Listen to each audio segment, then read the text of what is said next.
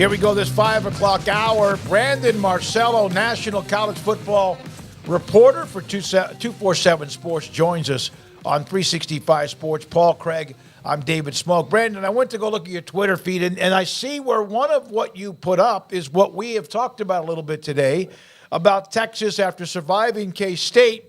Are they somewhat blocked out with what's in front of them? And that's not, all those teams aren't going to win because they got to play each other. But is there a concern, you think, if UT was to win out, they could get blocked out? It's possible. You got to see, obviously, what happens all across the country. You need to see a undefeated team come out of the Big Ten. You need to see Alabama run the table and beat Georgia in the SEC championship. And you need a one-loss Pac-12 champion, and with that being Washington and Oregon in a rematch. I think there's a possibility there. Texas has the head-to-head against Alabama, but Texas's schedule's weaker. Alabama's schedule will be much tougher by the end of the year, having Georgia on that schedule, beating a top 5, top 2 team probably in Georgia at that time. And Texas just wouldn't necessarily have that resume. And, of course, teams aren't the same at the end of the season as they are early in the season, like Texas was when they went into Tuscaloosa in week 2. And, listen, that's a very, very high-flung hypothetical out there, but I think it's one that's worth discussing here if these teams continue to win, including Texas. Brandon, are you I don't know what your level of surprise would be, but Alabama was vulnerable and still is in a way that they haven't been. Are you a little bit shocked that no one, since everybody realized that, has taken advantage of that? Not necessarily. I don't think we talk enough about how Ole Miss just didn't have really any shot at beating Alabama this year, despite this maybe being the best opportunity to do so. That defense is still not great in the back end for Alabama. I don't care what anybody says. We saw it again against LSU. You get a really great quarterback against them, you're going to be able to score some points. And I think Carson Beck's a great quarterback at Georgia. It's just that Alabama's schedule here the rest of the way is not really going to challenge them all that much. I do think they have improved offensively. Defensively, they are what they are. They've got some good pass rushers, but they're not necessarily elite on the back end, and that costs them in some matchups. So not all teams can take advantage of that. I thought Ole Miss was going to. I thought it was a perfect matchup for Ole Miss to take advantage of that with their passing game, but couldn't get it done. Brandon, what do you think of just the resurgence of the SEC East and the fact that you've got some interesting matchups that do involve Georgia but don't necessarily involve Georgia, like Tennessee, Missouri coming up this weekend? Obviously, the Zoo with the upset bid last week against the Dogs. Just your thoughts on that side of the aisle and the SEC getting a little bit of shine this year. Yeah, I think the SEC East is – I actually don't think it's all that strong. I think that the surprise is that it's Mizzou that's kind of – taken over that spot, maybe even in front of Tennessee, but has certainly kind of taken a step ahead of Kentucky. I still don't think Kentucky is really all that great this year, let alone, obviously a contender in the SEC East, but Kentucky's got some weaknesses there. Devin Leary hasn't been as good as I thought he would be this year in that offense. And Florida has just been an absolute disaster this season. Some coaching malpractice happening there in games. I was there for the opener against Utah, and you had 12 men on the field at crucial junctures. And then, of course, you even look this past week against Arkansas, in which they lost at home. First time Arkansas has ever went into the swamp and beat them. Yeah. They had a bunch of substitution penalties in that game. That's coaching. That's not necessarily on the players, and that's a bad sign for that program. And there's going to be some heat on Billy Napier and co. going into this offseason. Brandon, the Michigan thing, the latest today now is that other schools were sharing information with Purdue and Ohio State, Rutgers, whoever else. Is this Michigan's response to protect themselves in a way, or what? Yeah. Yeah. Okay. That's all I have to say. I have not been getting involved in the reporting of this because it's a bunch of he said, she said stuff, and I'm not saying any of it's not true. But here's the truth of the matter. Coaches share information all the time, whether it's signs or not. It's just a matter of whether you broke NCAA rules, which is you can't do it in person when you're not playing that team, in person scouting and all that stuff. There's obviously some maneuvering out there, even in the media. There's always a motive behind a source speaking on something, right? And certain things coming out when they do. I'm not a conspiracy theorist. I'm not saying that or anything, but it is becoming, I think, much easier in the long run here. It's becoming much easier to see the possibility of Michigan not being severely punished in this in the long term. And why do I say that? Because there's been more and more stories that have come out through reporting about Connor Stallions that make him look like a crazy message board poster who had a dream job at Michigan, whether it's this 500, 600 page manifesto or front office sports digging through court records today, and him almost being like a recluse in his neighborhood at a house he bought. And now he had vacuum cleaners out on the front lawn, and the HOA in his neighborhood got on to him a little bit, and they got taken to court. And then like he gave a statement of some sort saying that he thinks that the person who was taking him to court or whatever was a Michigan State fan, just out of this world, weird, everybody's out to get me type stuff.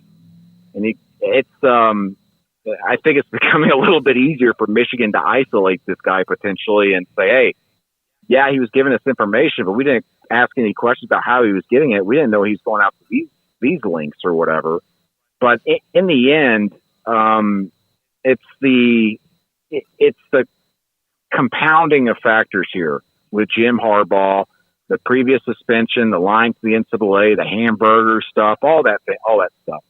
But the things that are coming out today, I think, are more or less, we do know for a fact that Michigan is going to present this evidence or whatever that Rutgers and Ohio State was apparently sharing information for the Big Ten title game or whatever for signs and signals. But again, is that illegal? Not necessarily, because again, I'll say this, across college football, and a lot of us have been saying this for years, other coaches share information all the time among coaching staffs to help them out. It's just how it's always been. Yeah, and the Big Ten doesn't have a clause that allows you to directly punish the coach like the NCAA does, and we know how fast they move. So Michigan, anything that happens this year, they can delay long enough. It does appear that Jim Harbaugh did luck into, the crazy obsessed fan. And I do believe that there is some of that where coaches just go, I'm not going to ask because I don't want to know. But I do find it hard to believe that nobody went like, well, how is he this good at this? You should. I mean, the coach knows better that he should ask, but he still doesn't ask. So now the whole point is trying to prove your innocence by how dumb you are. Yeah. Even though you're not dumb, you have to prove that you're dumb when you know you're not dumb. But hey, it's college football. That's what's so great about it. But I do think that Harbaugh will be punished by the Big Ten of some sort. They will have to do something here shortly in the short term. But I think long term, again, I don't necessarily think this is something that's going to sink Michigan or take any of their wins or championships away. Brandon, you were in Stillwater for the last Bedlam for the foreseeable future. Big win for Oklahoma State. Ollie Gordon continues to be just a tremendous story this season with the tear that he's on. Your thoughts on what you saw, the atmosphere, the result itself, and your thoughts on the Sooners and Cowboys now moving forward here over the last month of the season. Yeah, fantastic atmosphere. I've been to 2 Bedlams. Both of them were Oklahoma State wins, so I've seen like 20% of Oklahoma State wins in that rivalry. And, man, it was a heck of an atmosphere, a heck of a game. It wasn't a pretty game. Turnovers, some bad decisions on 4th down. But, man, what a turnaround Oklahoma State's had this year. I mean, got blown out at home by South Alabama. To even be competitive against OU this year, considering that result, is amazing. And I think Ollie Gordon has proven himself to be like a top 5 Heisman Trophy contender this year. I think that he's in that group after these performances he's had. And listen, if Mike Gundy somehow, and I don't say somehow, but their remaining schedule, I believe, their last 3 games are against Big 12 newcomers. And we all know how bad they are this season. Mm-hmm. If they went out and go to the Big 12 championship game and then somehow beat Texas or even OU in the Big 12 championship game, how do you not vote Mike Gundy as coach of the year in the country, considering where they were and where they're going to be potentially?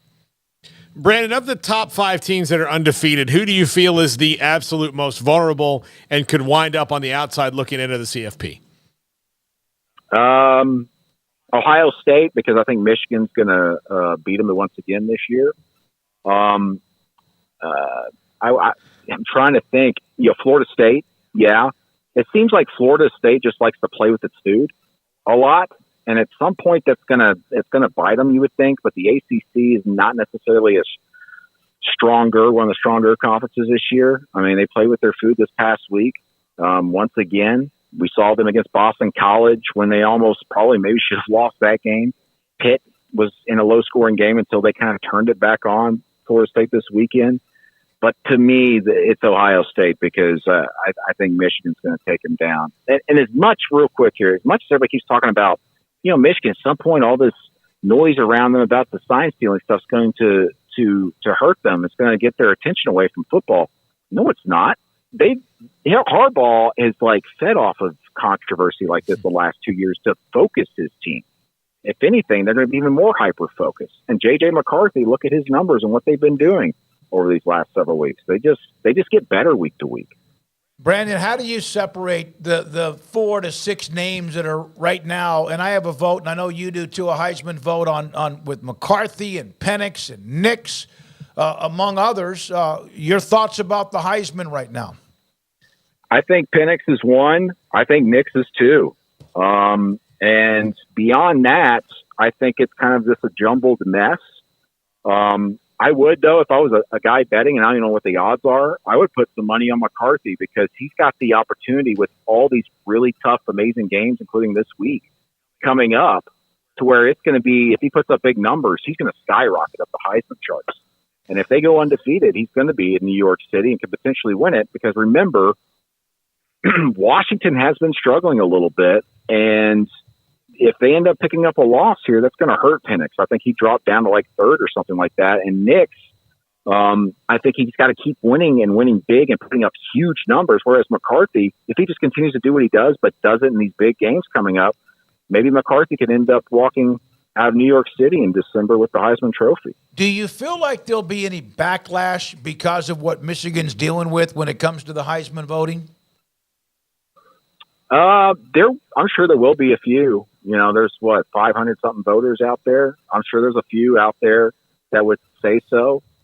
But again, what he's doing has been stellar. He's still got to go out there and make decisions on the field. Mm-hmm. I just don't think that the sign stealing should necessarily affect any individual player on that team when it comes awards time. I mean, we talk about, for example, their offensive line last year at Michigan, last 2 years, right? They won the Joe Moore Award. You still got to block guys up front one-on-one. It isn't like, well, I know this guy's going to come, he's going to stunt here, and that's going to, if I didn't know that, he would get by me. No, you still got to block guys. And that's talent, and that's coaching. And they've been winning the Joe Moore Award up front.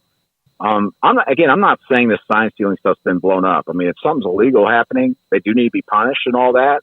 But, there are a lot of sides to this thing, and I'm just saying again, sign stealing and stuff that's been going on forever. It's just a matter of how you're doing it, and again, it's going to be about trying to prove certain things, and then also Michigan itself saying, "Hey, we're coming after you, NCAA and Big Ten, to show you that we didn't know exactly how this guy was doing this and what you're doing here." I just think in the end, there's going to be something met in the middle, and to me, I think the punishment just long term is just not going to be huge. And it's also, I think we're sucking the attention away out of what's been really this past week. This past week was, I think, the best week we've had at college football. And everybody keeps focusing on this sign stealing crap. And I'm not saying I sit here and I don't care about it completely. I do care about it. But man, we are focusing 85% of our attention on it. And it just doesn't deserve that much attention, that much. Brandon, is Jimbo Fisher the coach at Texas A&M in 2024? Oh, my gosh. I'd say flip a coin at this point, guys. And again, of course, it depends on how he finishes out this season. But, man, the returns continue to diminish. You lose another couple of games here. Flip the coin, guys. I think there's going to be enough pressure there. I mean, the boosters and everybody there have been talking for the last few weeks about the potential of doing things. And it's just a matter of, all right, do we pull the trigger? Do we get this done and pay all that money? Again, it's monopoly money at this point. It's just a matter of, do you feel like you have someone in line that could get this thing over the hump? But we'll see. It certainly doesn't seem to be working out. I just don't see a team there that's really improving week to week. And obviously beating Ole Miss this past week would have been a huge step forward.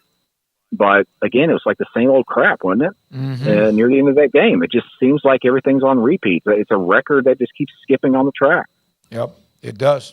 Brandon, as always, we appreciate you being on the show. Great knowledge, insight. Thank you very much for all of you do, covering college football and being a part of the show when you can. Thank you. All right, thanks, guys. Yep, that's Brandon Marcello. Does a great job covering college football for 247 Sports.